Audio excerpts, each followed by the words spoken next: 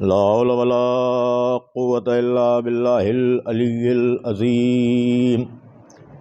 اعوذ باللہ من الشیطان اللعین الرجیم۔ بسم اللہ الرحمن الرحیم۔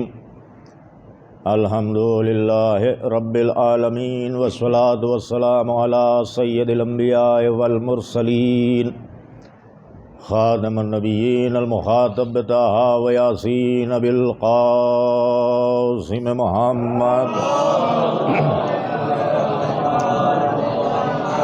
وآلہ الطیبین الطاہرین المعصومین المظلومین المنتجبین الذین اذھب اللہ عنہم الرجس وطہرہم تطہیرا۔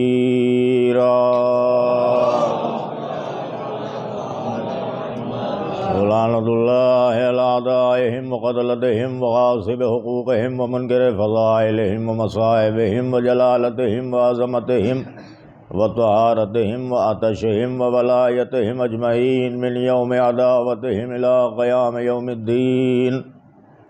اما بعد فقد قال اللہ تبارک وتعالی فی محکم کتابہ المبین وہو اصدق الصادقین وقولہ الحق۔ بسم اللہ الرحمن الرحیم۔ ان اللہ وملائکتہ یصلون علی النبی یا ایھا الذین آمنوا صلوا علیہ وسلموا تسلیما۔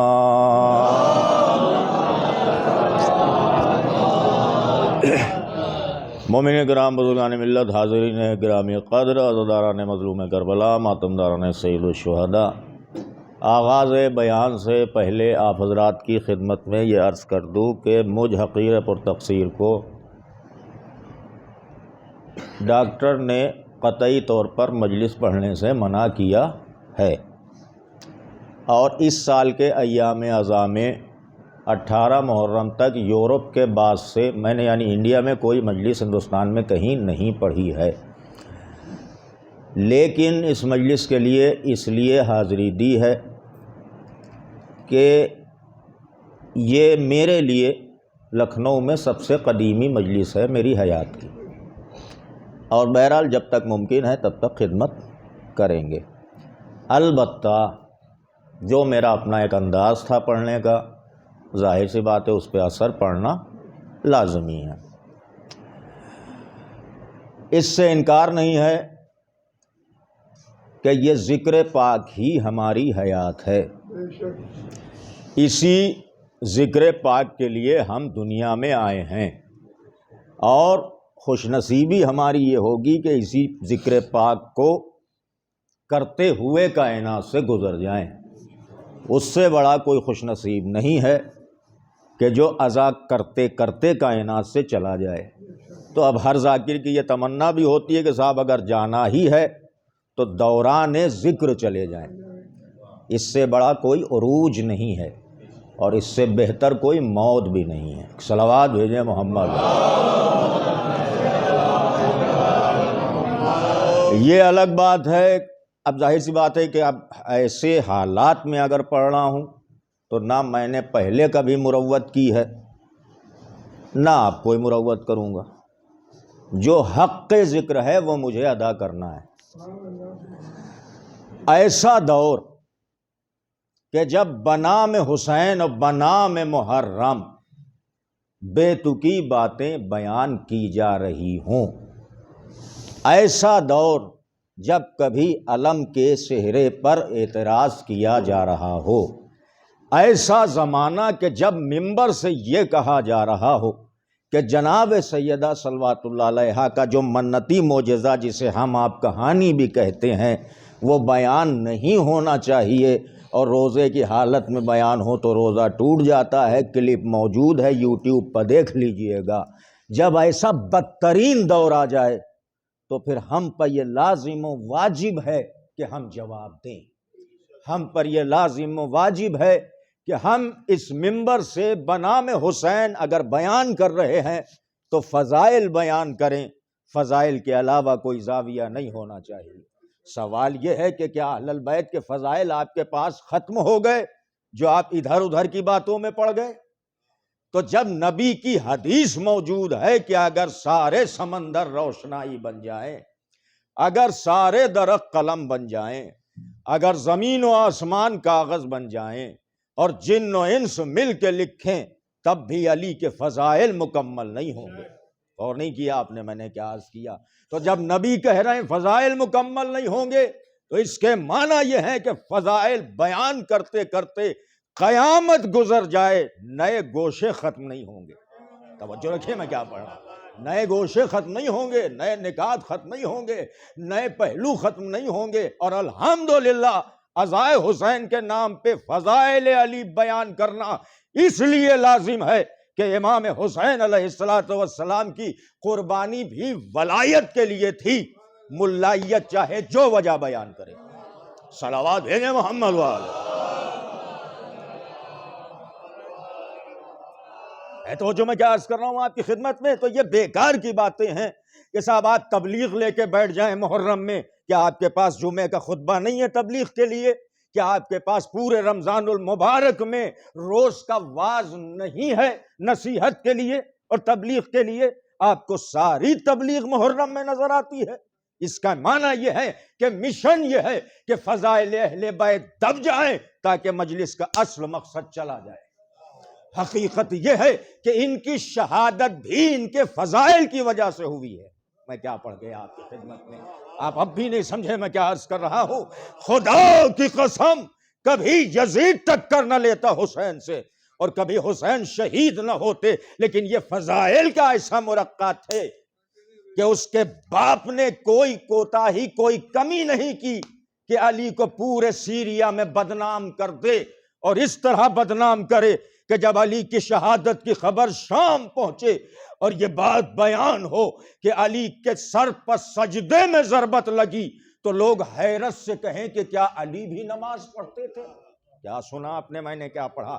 اس کے معنی یہ ہے کہ پروپیگنڈوں نے حد ختم کر دی تھی۔ تو آپ کیا سمجھتے ہیں کہ یزید و معاویہ ختم ہو گئے، اس کے خاندان والے زندہ نہیں ہیں؟ وہی لوگ ہیں جو آج فضائل مٹا رہے ہیں۔ آپ کی ہماری ڈیوٹی یہ ہے کہ فضائل اہل البیت علیہم السلام کے لیے بیدار رہیں، اور عزاداری، ماتم، تبرکات، علم، تعزیے، ان میں کسی طریقے کی کوئی ترمیم نہ کریں، اور اس میں کوئی کمی نہ آنے دیں۔ جو بھونک رہا ہے اسے بھونکنے دیں، اور جو یہ کہہ رہا ہے کہ یہ ذکر کب تک ہوگا، تو یاد رکھو دنیا کا دستور یہ ہے کہ اگر کوئی صاحب کمال کوئی ریکارڈ بنا دے تو وہ اپنے ریکارڈ کے حوالے سے اس وقت تک یاد کیا جاتا ہے جب تک کوئی دوسرا اس کے ریکارڈ کو توڑ نہ دے۔ چاہے جیسے سنیں، آپ کی مرضی ہے، میں کیا پڑھ رہا ہوں۔ آپ کو بیدار ہونا ہے۔ اگر کوئی صاحب کمال اپنے عمل کے ذریعے کوئی ریکارڈ بنا دے تو وہ اپنے ریکارڈ کے حوالے سے اس وقت تک یاد کیا جائے گا، اسی کا نام اس وقت تک لیا جائے گا جب تک کہ کوئی دوسرا اس کے ریکارڈ کو توڑ نہ دے۔ اب نہ کہنا کہ یہ ذکر حسین کب تک ہوگا، پہلے کوئی ایسا لاؤ جو میرے مولا کا ریکارڈ توڑے۔ کیا سن رہے ہو میں کیا پڑھ رہا ہوں؟ پہلے کوئی ایسا لائیے جو میرے حسین کا ریکارڈ توڑے۔ ہے کوئی ایسا جو بھوکا ہو پھر بھی جیت لے، پیاسا ہو پھر بھی جیت لے، اسباب مادی کا فقدان ہو پھر بھی جیت لے، سر کٹ جائے تو نیزے پر تلاوت کے ذریعے فتح کا اعلان۔ اللہ کی قسم، نہ حسین سے پہلے کوئی ایسا تھا، نہ حسین کے بعد سے آج تک کوئی ایسا ہوا۔ کائنات مر جائے گی، ذکر حسین کا کارواں چلتا رہے۔ صلوات بھیجے محمد۔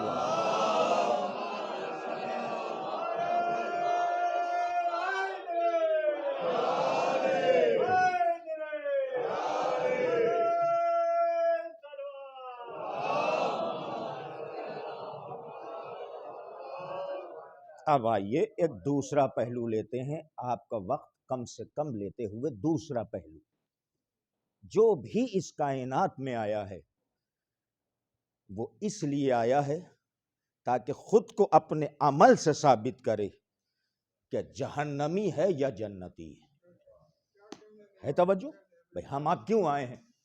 60 70 80 برس ایوریج ایج ہے اور موت یقینی ہے، تو پھر یہاں کیوں بھیجا؟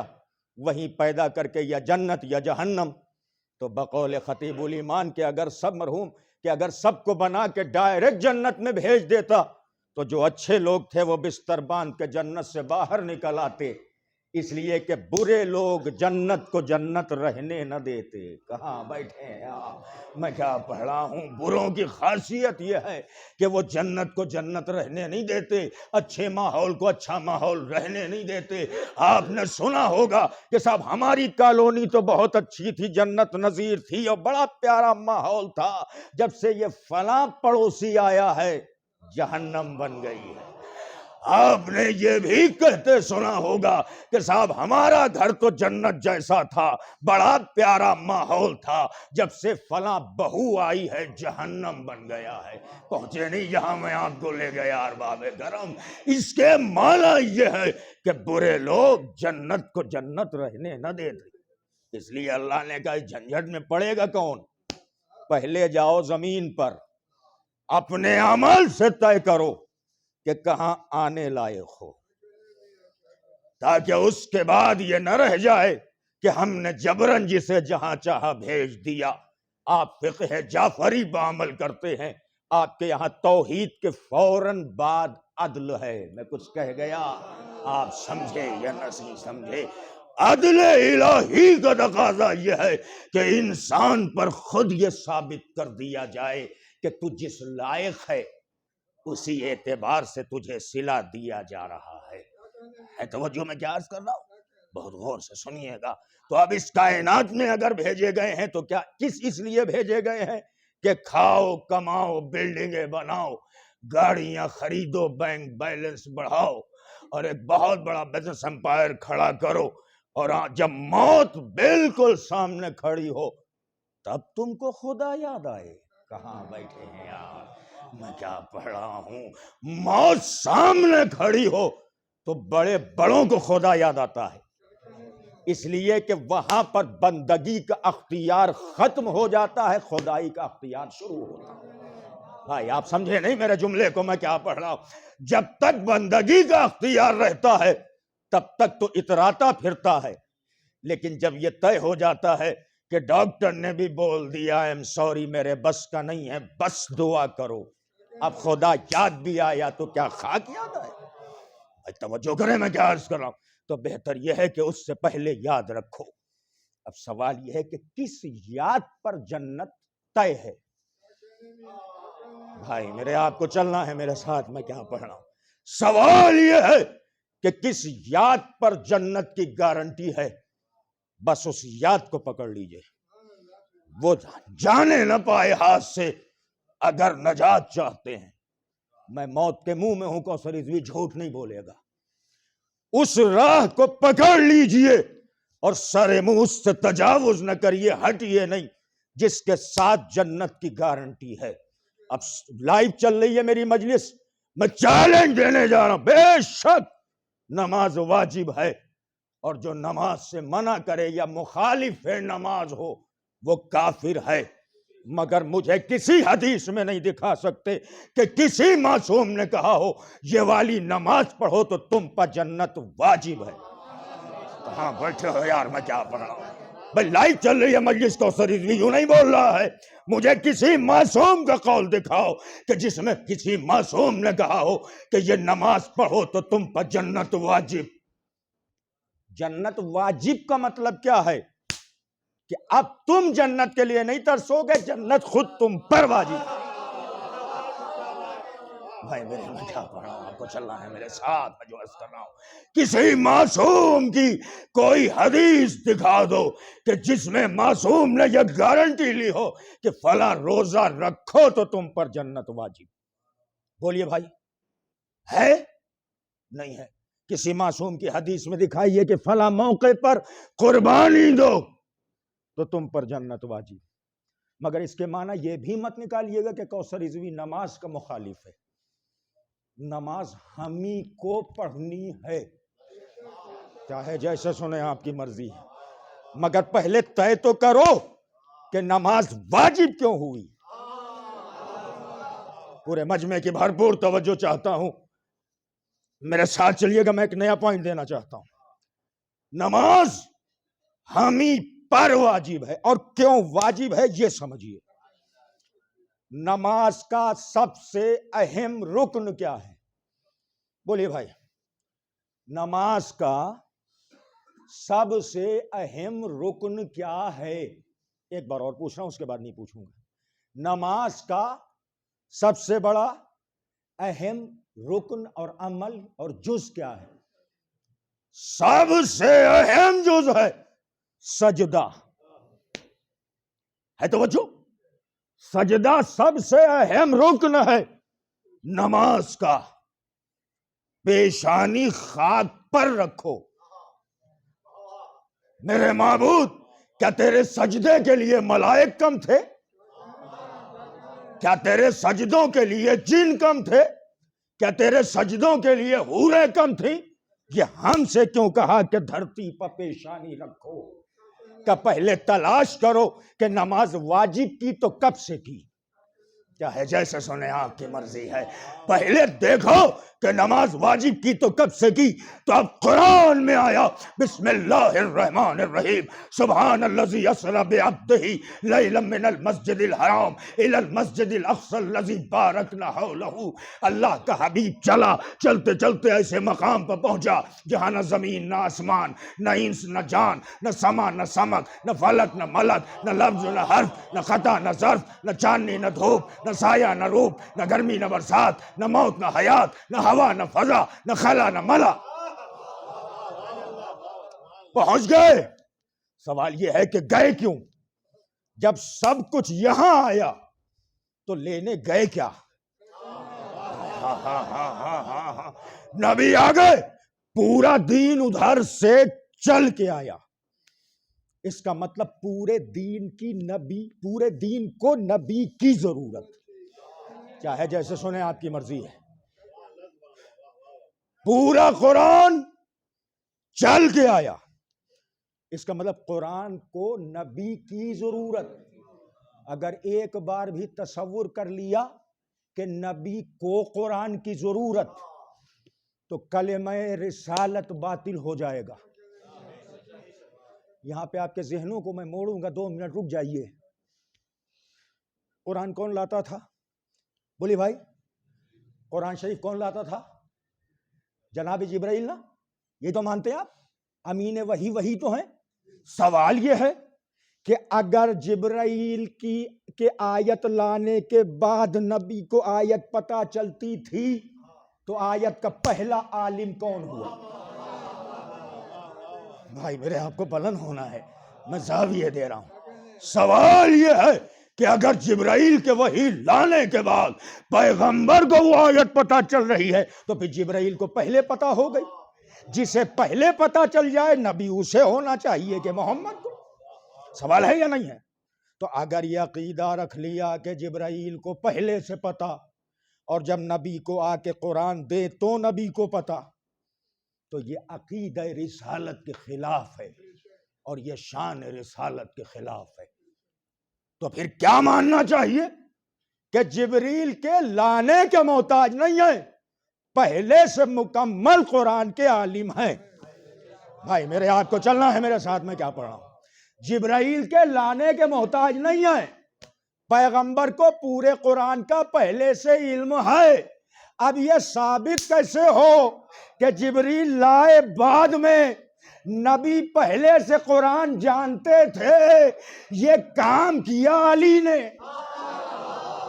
کہاں بیٹھے؟ میں کیا پڑھ رہا ہوں؟ یہ کام کیا مولا علی نے کہ کعبے میں آتے ہی نبی کے ہاتھوں کا قرآن جاگے۔ میں کیا پڑھ رہا ہوں آپ کی خدمت؟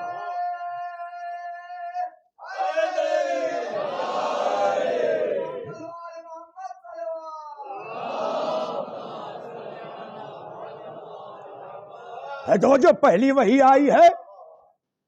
آئی ہے جب بعثت ہے، اور علی بہت پہلے آ گئے۔ علی نے قرآن سنایا، نبی نے قرآن کی تصدیق کر کے بتایا کہ جبرائیل بعد میں لائے گا، مجھے پہلے سے پتا ہے۔ جاگیے میں کیا پڑھ رہا ہوں آپ کی خدمت۔ اسی لیے تو جب جبرائیل آتے تھے تو ایک دن نبی نے پوچھا کہ یہ جو قرآن تم لاتے ہو تمہیں دیتا کون ہے؟ کہاں بیٹھے ہو بھائی؟ میں کیا پڑھ رہا ہوں؟ یہ جو وحی لاتے ہو یہ تمہیں دیتا کون ہے؟ کہ سرکار ایک نور کا خیمہ ہے، اس نور کے خیمے سے حکم ملتا ہے اور میں آیت لے کے آ جاتا ہوں. جاگے بھائی، میں کیا پڑھ رہا ہوں؟ اس نور کے خیمے سے حکم ملتا ہے اور میں لے کے آ جاتا ہوں. کبھی اس خیمے میں جھانک کے دیکھا کہ وہی دیتا کون ہے؟ کہ سرکار میری اتنی حیثیت نہیں ہے کہ میں جھانک کے دیکھ سکوں، کہ اب میں کہہ رہا ہوں اندر زیارت کر کے آنا. گئے جبرائیل، خیمے کا پردہ ہٹایا، پلٹ کے آئے، سبحان اللہ، وہاں دیتے بھی خود ہیں، یہاں لیتے. کہ کیا دیکھا؟ کہ جو آیت دے رہا ہے وہ میرا استاد علی ہے. ایک سوال ہے.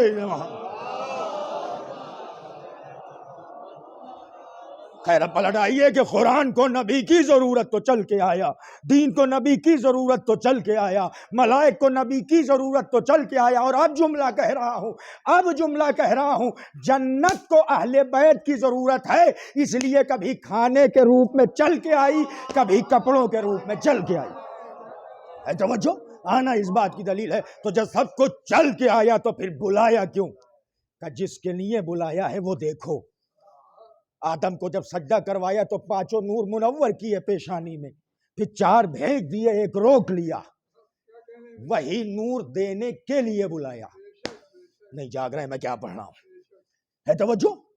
جیسے ہی پہنچے، ایک سیب ملا نور کا. اب وہ بقرات کہتے ہیں کھایا نہیں بھیا، جہاں لا شے ہو. کہاں بیٹھے ہو بھائی میرے، میں کیا پڑھ رہا ہوں؟ جہاں لا شے ہو وہاں غذا کیسی؟ وہ تو نور تھا نا، عالم انوار. اس سیب کو چاک کیا، ایک نور نکلا پیشانی میں، منور ہو گیا. وہ نور ہے جناب سیدہ کا نور.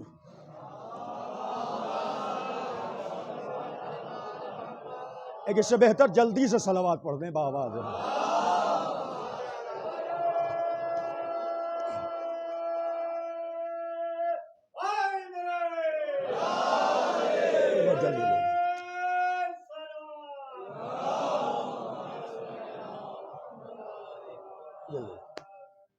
اب جو بلایا، سب کچھ بھیج دیا، نور معصومہ کے لیے بلایا، تو تسلیم کرو سب کو نبی کی ضرورت ہے، نبی کو سیدہ کی ضرورت ہے.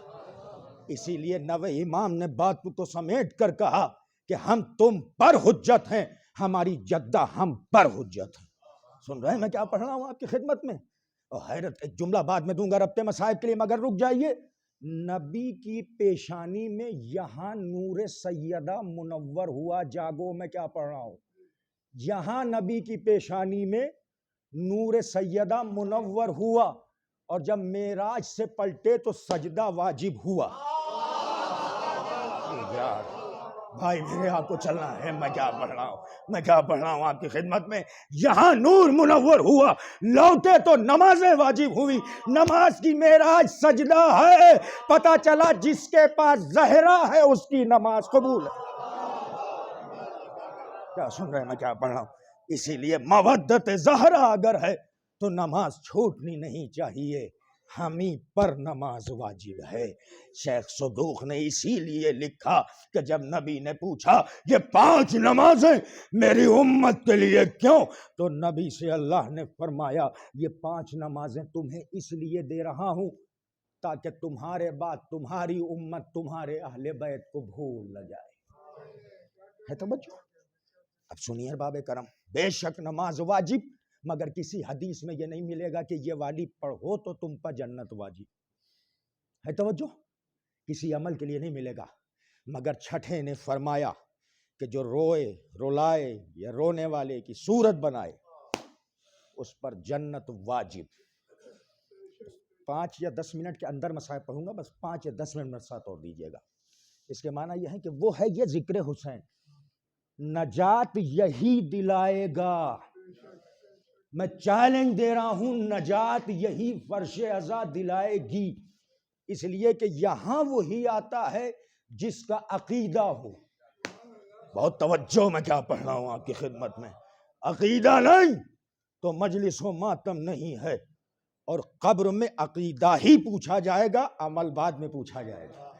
اگر عقیدہ صحیح نکلا تو عمل کی وہاں منزل ہے، ورنہ پہلے ہی فائل بند ہو جائے گی۔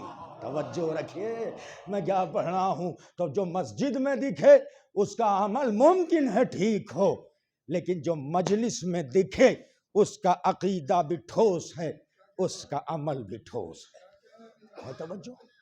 اب رہ گئی بات یہ، چلیے ایک بات جلدی سے اور کر لیتے ہیں، ٹائم کم ہے۔ رہ گئی یہ بات، تبلیغی زاویے آپ کو سوجھتے ہیں، فضائل کے زاویے کیوں نہیں سوجھتے؟ اگر 100 بندے 100 مومنین مجھے سن رہے ہیں تو میں 100 گھنٹے لے رہا ہوں، 100 گھنٹے۔ توجہ میں کیا پڑھ رہا ہوں، اور ٹائم سے زیادہ قیمتی کچھ نہیں ہے۔ سب سے زیادہ ویلیو ہے ٹائم کی۔ اگر کوثر رضوی 1 گھنٹہ پڑھ کے گیا اور 100 لوگ ہیں تو میں نے 100 گھنٹے آپ کے لیے۔ مجھ پر یہ لازم و واجب ہے کہ میں وہ آپ کو دوں جو ابھی تک نہ ملا ہو۔ کہاں بیٹھے ہو یار، میں کیا پڑھ رہا ہوں۔ پورا مجمع تشنا ہے، پوری دنیا کی عوام تشنا ہے۔ وجہ کیا ہے؟ اس لیے کہ طلب کو وہ مل نہیں پا رہا ہے جو چاہیے۔ سینکڑوں ذاکرین سن کے بھی اطمینان قلب نہیں ہے، اور یہ اور بتا رہا ہے کہ زندگی ختم ہو جائے گی، طلب فضائل اہل البیت ختم نہیں ہے۔ جاگے میں کیا پڑھ رہا ہوں آپ کی خدمت میں ارباب کرم۔ تو جب اتنے فضائل ہیں تو پڑھتے کیوں نہیں؟ پڑھو گے تو جب پڑھا ہو۔ میں کچھ کہہ گیا، اگر تم پڑھے ہوتے تو تمہارے یہاں قرآن مجید کا ترجمہ غلط نہ ہوتا۔ چیلنج دے رہا ہے کوثر رضوی، اور لائیو چیلنج دے رہا ہے، تمہارے یہاں قرآن مجید کا ٹرانسلیشن دوسروں کی طرح غلط نہ ہوتا، اور غلط ہے۔ آپ پڑھیے ذرا سورہ رحمان کی وہ آیت، ذرا ریپیٹ کریے جو بار بار ریپیٹ ہوئی ہے۔ بسم اللہ بولیے، ہاں یا اللہ بولیے ذرا بلند آواز سے۔ فَبِأَيِّ آلاء، اگر یہ قرآن کی آیت زور سے پڑھ دیں گے تو کوئی گناہ نہیں، پڑھیے۔ فَبِأَيِّ آلاء تُكَذِّبَانِ، ترجمہ کیا سنتے ہیں آپ اس کا؟ ذرا جلدی بتا دیجئے، ٹائم بہت ہو رہا ہے، بعد میں لوگ مجھے کوسیں گے کہ چپک گیا تھا ممبر سے۔ ہاں کیا ٹرانسلیشن ہے؟ بسم اللہ، بسم اللہ۔ فَبِأَيِّ آلَاءِ رَبِّكُمَا تُكَذِّبَانِ، ٹرانسلیٹر کہتا ہے اور تم اپنے رب کی کن کن نعمتوں کو جھٹلاؤ گے، جبکہ نعمت تو خود عربی کا ورڈ ہے۔ ایک صلوات پڑھ دیں محمد والا۔ ایک اس سے بہتر صلوات ارشاد فرمائیں۔ بتائیے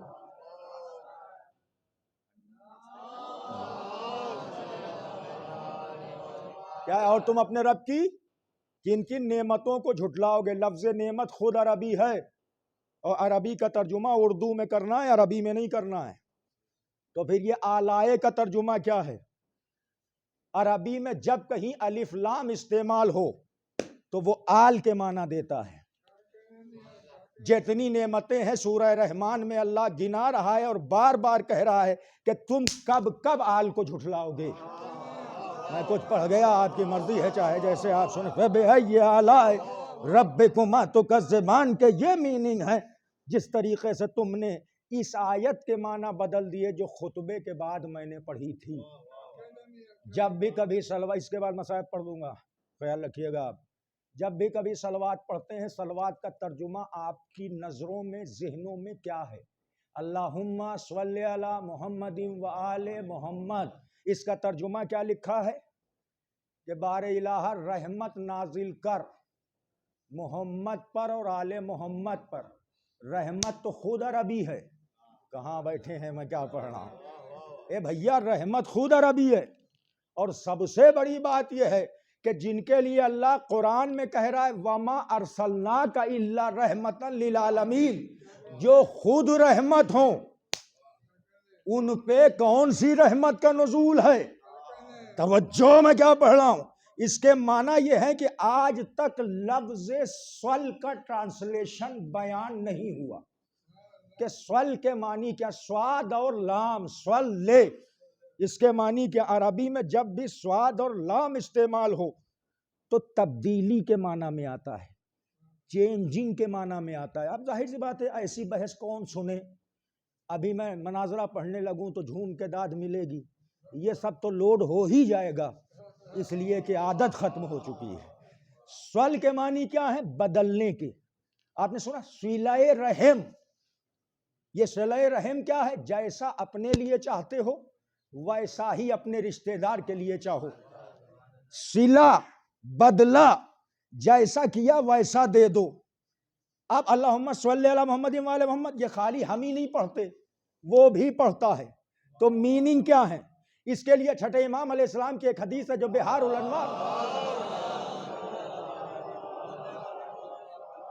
الانوار میں بھی ہے. آغا خمینی نے امامت و انسان کامل میں بھی لکھی ہے کہ چھٹے امام نے فرمایا بسم اللہ الرحمن الرحیم لنا مع اللہ حالاتنا ہوا نہنو و نہنو ہوا. ہمارے اللہ کے ساتھ حالات ایسے ہیں کہ کبھی وہ ہم ہو جاتا ہے کبھی ہم وہ ہو جاتے ہیں، مگر وہ رہتا ہے ہم رہتے ہیں. پہنچے نہیں جہاں میں آپ کو لے گیا. مگر وہ رہتا ہے ہم رہتے ہیں. سلے کے معنی ہے بدلے کے. اللہ بھی پڑھتا ہے بندے بھی پڑھتے ہیں. یعنی صلوات میں آپ کہتے ہیں بار الہ میری خواہش ہے کہ اس ٹائم آل محمد تو ہو جائیں اور تو آل محمد ہو جائے، لیکن یہ رہے تو رہے. ایک صلوات ہے محمد. اور بس میں نے تمام کیا. درود کے صحیح معنی استعمال ہونے چاہیے، بیان ہونے چاہیے. پبلک پیاسی ختم کیا میں نے. کربلا کی قربانی ولایت کے لیے ہے، یاد رکھنا. فروع کے لیے کبھی اصول قربان نہیں ہوتے. اصول ہمیشہ اصول کے لیے قربان ہوتے، ورنہ معمولی بات نہیں ہے 6 مہینے کے بچے کے گلے سے تیر نکال.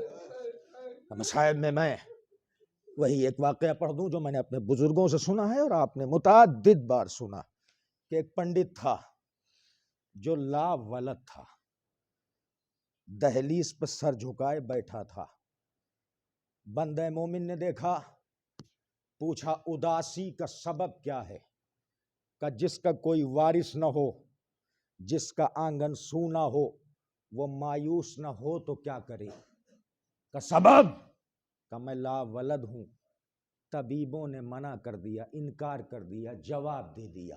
ہماری آپ کی خاصیت یہ ہے کہ ہماری چاہے جتنی دعائیں رد ہو جائیں، لیکن جب غیر پھنستا ہے تو پورے اطمینان سے کہہ دیتے ہیں ہمارے مولا سے مانگو، اس لیے کہ ہمیں یقین ہوتا ہے کہ رد نہیں ہوگی. یہ یقین کس نے دیا؟ ماں کے شیر و تربیت نے یہ یقین دیا ہے. اس مومن نے کہا گھبراؤ مت، شب عاشور تعزیے کے پاس آنا، حسین کو اصغر کا واسطہ دے کے مخاطب کر کے حسین سے دعا کرنا، تمہاری حاجت پوری ہوگی. جناب علی اصغر کی شہادت بھی مختصراً اس پنڈت کو بتا دی گئی. یہ شب عاشور تعزیے کے پاس آیا. آنے کے بعد کہتا ہے بابا حسین میرا آنگن سونا ہے، میں نے سنا ہے کربلا میں تمہارے خیمے جلا دیے گئے، تمہارا گھر لٹ گیا، تمہارے اصغر کو 6 مہینے کے سن میں بھوکا اور پیاسا شہید کر دیا گیا. تمہیں اصغر کا واسطہ مجھے دولت اولاد سے نواز دو. اور اس کے بعد کہتا ہے بابا حسین میں پنڈت ہوں، مسلمان نہیں ہوں، میں منت مانتا ہوں کہ اگر تم نے مجھے 2 بیٹے دیے تو جو زیادہ خوبصورت ہوگا اسے میں تمہارے اصغر پہ قربان کر دوں گا. 2 سال گزرے، اس کا آنگن آباد ہو گیا. اب اسے منت بڑھانے کا خیال آیا، محرم کا انتظار کرتا رہا. جب محرم آ گیا تو پہلی محرم سے ہی اپنی زوجہ سے کہتا ہے جو بچہ زیادہ خوبصورت ہے اسے دل بھر کے دیکھ لے، اس لیے کہ مجھے منت بڑھانی ہے. پہلی سے 8-9 گزر گئی. 10 محرم کو جلوس چلا، پیچھے یہ اپنے بچے کو لے کے چلا، جلوس کربلا پہنچ گیا، تعزیے ٹھنڈے ہو گئے، مومنین ماتم و زیارت کے بعد لوٹ آئے، کربلا میں سناٹا چھا گیا۔ اسے خیال آیا، اس نے کہا بابا حسین گواہ رہنا، میں بات کا دھنی ہوں، میں منت بڑھانے جا رہا ہوں۔ اپنے بچے کو زمین پر لٹایا، جیب سے چھری نکالی، بچے کی گردن پر چھری رکھی، ہاتھ کانپ گیا، چھری چھوٹ گئی، منہ پر تماچے مار کے کہتا ہے بابا حسین اللہ جانے تمہارا جگر کیسا تھا، میں نے چھری رکھی تو ہاتھ کانپ گیا، تم نے اصغر کے گلے سے تیر کیسے نکالا ہوگا۔ یہ کہہ کے ہمتیں اکٹھا کی اور اس کے بعد گردن پر چھری پھیر کے لاش سپرد دریا کر کے گھر چلا آیا۔ ماں نے رو کے پوچھا میرا لال کہاں ہے؟ کہ جنہوں نے دیا تھا ان کے بچے پہ قربان کرایا۔ جلدی سے آنسو پوچھے کہ میں اپنے لال کو نہیں اصغر کو روں گی، روتی رہی۔ اب فطرت مادر یہ ہے کہ دن میں کسی ماں کو اپنا بچہ یاد آئے یا نہ یاد آئے، مگر رات میں ہر ماں کو اپنا بچہ یاد آتا ہے۔ جب رات آئی سونا جھولا دیکھا تو ہائے رباب اور شام غریبا، کہ اس ماں کو اپنا بچہ یاد آیا، اس کی آنکھوں میں آنسو آئے۔ کسی نے دق الباب کیا، پنڈت نے پوچھا کون؟ کہ باہر آ اپنی امانت لے جا، کہ آج بابا حسین کی شہادت کا دن ہے، ہم کوئی دنیاوی کام نہیں کرتے، نہ کوئی امانت لیتے ہیں نہ دیتے ہیں، واپس چلے جاؤ۔ آنے والے نے کہا کہ اچھا اگر امانت نہیں لیتے اور حسین کے چاہنے والے ہو تو اخلاقی فریضہ یہ ہے کہ کم از کم دروازہ تو کھولو۔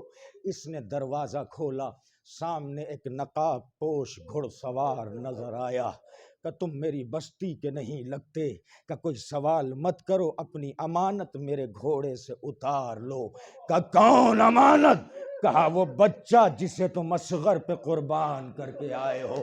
دو قدم پیچھے ہٹ کے کہتا ہے جو دے دیا حسین کی راہ میں وہ ہم واپس نہیں لے سکتے، ہم نے رباب کے لال پہ قربان کیا ہے۔ کہ سن جن کے لال پہ قربان کیا ہے انہی مالکن نے مجھے بھیجا ہے، بی بی رباب نے بھیجا ہے کہ اس کی ماں کی بے چینی مجھ سے برداشت نہیں ہوتی، مجھے شام غریبہ یاد آتی ہے۔ پنڈت کہتا اگر ایسی بات ہے تو میں قبول کرتا ہوں، تو کہا جلدی ہاتھ بڑھا بچہ اتار لے۔ کہ اے گھڑ سوار تمہارا گھوڑا بہت بلند ہے، میرے ہاتھ پہنچتے نہیں، اپنے ہاتھوں سے ہمارے حوالے کر دو۔